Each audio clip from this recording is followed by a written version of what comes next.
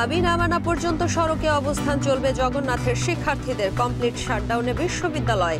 যৌক্তিক 4 দফা মেনে নেওয়ার আহ্বান শিক্ষকদের। শিক্ষার্থী সাম্য হত্যার বিচার না হওয়া পর্যন্ত মাঠে থাকার ঘোষণা ছাত্রদলের। ঢাকা বিশ্ববিদ্যালয়ের শোক, সোহরাওয়ার্দীতে উচ্ছেদ অভিযান।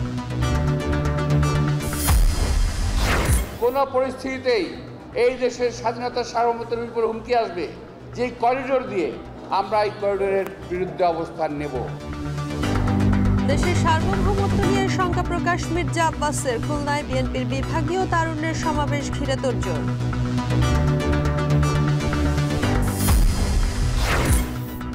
উপদেষ্টাদের সাবেক 2 ব্যক্তিগত কর্মকর্তা ও সাবেক এনসিপি নেতা তানভীরকে দুদকে তলব। কোটি কোটি টাকা দুর্নীতির অভিযোগ।